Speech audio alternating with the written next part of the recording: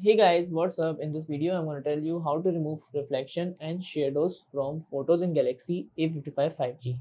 So first of all guys, you have to go to gallery here and then open up any image. I am opening this one. Now just go to edit option and here we have an option of a four dot. So just tap here guys and then click to object eraser. Okay, here you guys see we have two options, erase shadow and erase reflection. So firstly, tap on erase shadow. As you guys see, the shadow is now erased. Click done. Now click object eraser again, and if you want to erase the reflection, so just tap on erase reflection,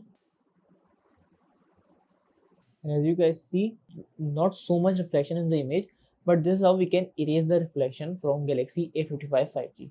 So that's it guys about the video. If this video helped you, kindly like the video and follow us for more tips and tricks. See you guys in next video. Take care.